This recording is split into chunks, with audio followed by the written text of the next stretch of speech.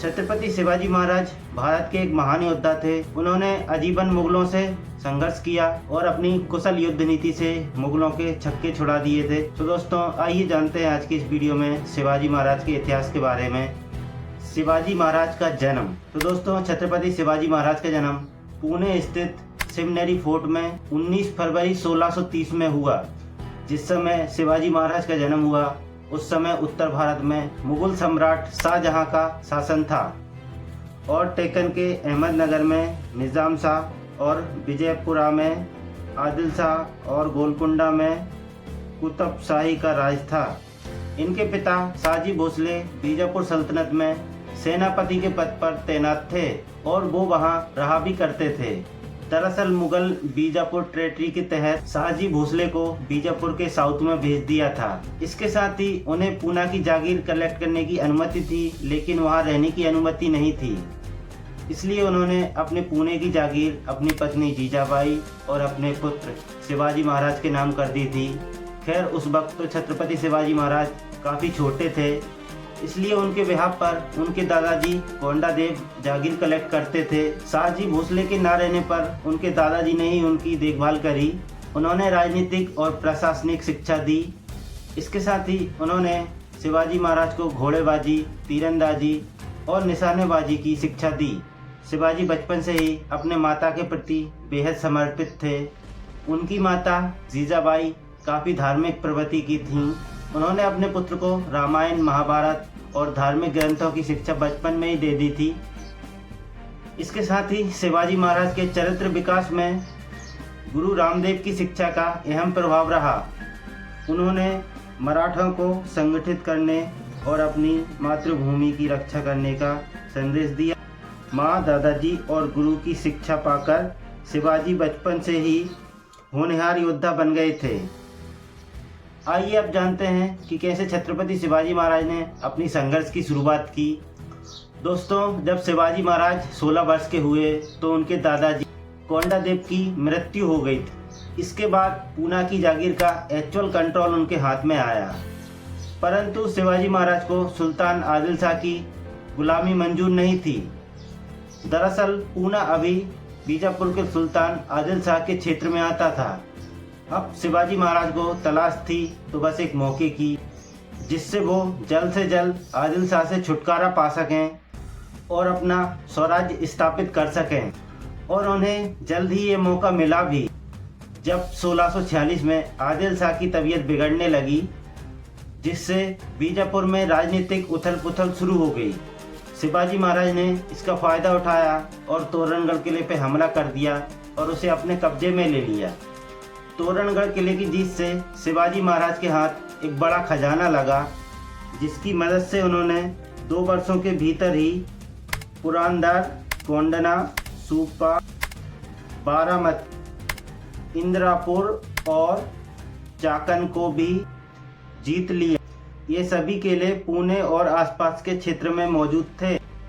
इसी बीच शिवाजी ने रायगढ़ में अपनी राजधानी की स्थापना की। ये सब देख बीजापुर के सुल्तान को ये डर सताने लगा, अगर समय रहते शिवाजी पर लगाम नहीं लगाई तो वो दिन भी दूर नहीं जब सुल्तान अपनी राजगद्दी खो बैठेंगे।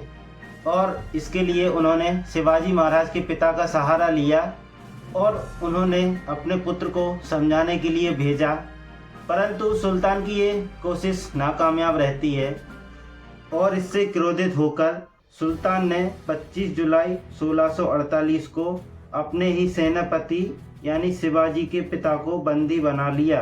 पिता के बंदी बनने से शिवाजी महाराज ने अपना अभियान थाम लिया और पड़ोसी राज्यों पर हमला करना भी बंद कर दिया। इतना ही नहीं, उन्होंने आदिल शाह को कोंडना का किला भी सौंप दिया, जिसके पश्चात 1649 में शाहजी भोसले को रिहा कर दिया। पिता के रिहा होते ही शिवाजी महाराज फिर अपने फॉर्म में आ जाते हैं। सबसे पहले उन्होंने चंद्रराव मौर्य को हराकर उनके राज्य पर कब्जा किया। किसी के साथ उन्होंने युद्ध किया तो किसी के साथ मित्रता और संधि। ऐसे करते शिवाजी महाराज ने धीरे धीरे एक बहुत बड़ी सेना तैयार कर ली। इसके साथ ही शिवाजी महाराज के हौसले बुलंद हो गए और उन्होंने बीजापुर में अपने राज्य का विस्तार करना शुरू कर दिया। ये सब देख आदिल शाह की रातों की नींद उड़ चुकी थी। ऐसे में उन्होंने अपने सेनापति अफजल खान को 1657 में 20,000 सैनिकों के साथ शिवाजी महाराज का खात्मा करने को भेजा। अफजल खान कदकाठी और सैन्य ताकत के बल में शिवाजी महाराज से काफ़ी तंदुरुस्त था। जब अफजल खान ने शिवाजी महाराज पर हमला किया तो उन्होंने ऐसे बर्ताव किया मानो कि शिवाजी महाराज डर गए हों और वो अपनी सेना के साथ प्रतापगढ़ के किले में चले गए, क्योंकि शिवाजी महाराज के पास अफजल खान की सेना की तुलना में काफ़ी कम सेना थी और वो प्रतापगढ़ के किले को हर हाल में बचाना चाहते थे और अफजल खान के पास शिवाजी महाराज की सेना से काफ़ी ज़्यादा सेना थी। फिर भी वो कुछ नहीं कर पाता। फिर एक योजना के तहत शिवाजी महाराज से मिलने की इच्छा जाहिर की। दोनों की मिलने की तारीख 10 नवंबर 1659 तय हुई और दोनों को ही इस मुलाकात में बिना अस्त्र शस्त्र के जाना था। मुलाकात का समय आया और शिवाजी महाराज अफजल खान के शिविर में पहुंचे। बातचीत के दौरान अफजल खान ने मित्रता का हाथ बढ़ाते हुए शिवाजी महाराज को गले लगाने की इच्छा जाहिर की। जैसे ही शिवाजी महाराज ने अफजल खान को गले लगाया, अफजल खान ने धारदार खंजर से शिवाजी महाराज पर हमला कर दिया और जोर जोर से हंसने लगा, परंतु जल्द ही उसकी हंसी मातम में बदल गई जब उसने देखा कि शिवाजी महाराज पर खंजर का कोई भी असर नहीं हुआ। शिवाजी महाराज अफजल खान के हरकतों से वाकिफ थे, इसलिए उन्होंने अपना लोहे का कवच पहना हुआ था, जिस वजह से उनकी जान बच सकी। इसके साथ ही शिवाजी महाराज ने अपने हाथ में पहना हुआ बाघ नग से अफजल खान पर हमला कर दिया और उसे मौत के घाट उतार दिया। इसके बाद शिवाजी के सैनिकों ने बीजापुर पर हमला कर दिया और 3000 से भी ज़्यादा सैनिकों को मारकर बीजापुर के दरबार के बड़े बड़े मंत्रियों को बंदी बना लिया। फिर भी आदिल शाह शांत नहीं बैठा और मुगल बादशाह से मदद मांगी और फिर यहीं से शुरू होती है शिवाजी महाराज और मुगल शाह की आपस की लड़ाई। दोस्तों, डेक्कन में शिवाजी महाराज की बढ़ती ताकत को देखकर औरंगजेब काफ़ी चिंतित था, क्योंकि वो भी अपना राज्य का विस्तार इस जगह पे करना चाहता था, परंतु यहाँ तो शिवाजी महाराज का दबदबा था और इसलिए उसने शिवाजी महाराज को हराने के लिए अपने मामा शाइस्ता खान के नेतृत्व में 1.5 लाख सैनिकों के साथ 1660 में डेक्कन की ओर रवाना किया।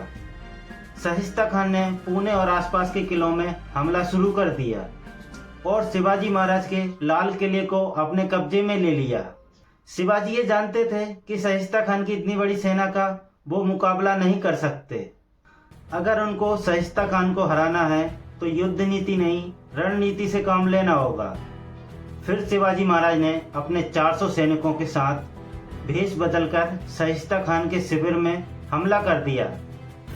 इस हमले में शिवाजी महाराज ने शाइस्ता खान की 3 उंगलियां काट दी थीं और उसके कई सैनिक और परिवारजनों को भी मार डाला। इसके बाद शाइस्ता खान की हार हुई और वो डेक्कन से लौट गया। फिर इसके बाद औरंगजेब ने मिर्जा राजा जय सिंह को डेक्कन भेजा। 1665 में जय सिंह और शिवाजी महाराज के बीच में एक भयानक युद्ध हुआ और इस युद्ध में जय सिंह की विजय प्राप्त हुई और शिवाजी महाराज को संधि करने के लिए मना लिया। इसे वरेंडर की संधि माना जाता है। इसके तहत उन्होंने अपने 23 किले और 4 लाख सोने के सिक्के मुगल शासक औरंगजेब के नाम करना पड़ा और शिवाजी ने अपने पुत्र को मुगल सेना में मसबदार के पद पर तैनात करने का वादा भी किया। और इसके बाद 1666 में जय सिंह ने शिवाजी महाराज और औरंगजेब की आपसी भेंट कराने के लिए आगरा के किले में शिवाजी महाराज को आने का निमंत्रण दिया, लेकिन आगरा पहुंचने के बाद शिवाजी महाराज को दरबार में तीसरे दर्जे के मसबदार के पद पर बिठा दिया, जो उनके लिए काफी अपमानजनक था। शिवाजी इसे सहन नहीं कर सके और उन्होंने वहीं पे इसका विरोध किया। औरंगजेब शिवाजी महाराज का यह गुस्सा सहन नहीं कर सका और उसने संभाजी के साथ आगरा के किले में बंदी बना दिया। शिवाजी महाराज को हर हाल में इस केस से आजाद होना था और उन्होंने इसके लिए एक रणनीति बनाई। मौके का फायदा उठाकर उन्होंने एक मिठाई बनाने वाले का वेश धारण किया और अपने पुत्र संभाजी को एक मिठाई की एक टोकरी में छुपा दिया और बड़ी ही चालाकी से आगरा के किले से बाहर निकल गए।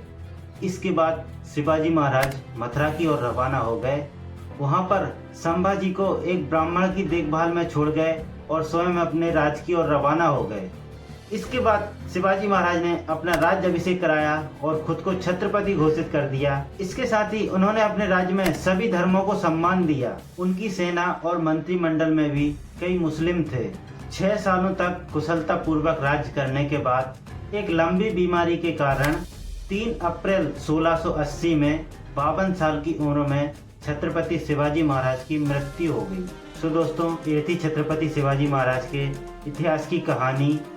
भारत की इस धरती पर ऐसे कई महान शासक पैदा हुए हैं जिन्होंने अपनी योग्यता और कुशल के दम पर इतिहास में अपना नाम स्वर्ण अक्षरों में दर्ज किया है। छत्रपति शिवाजी महाराज उन्हीं वीर योद्धाओं में से एक थे।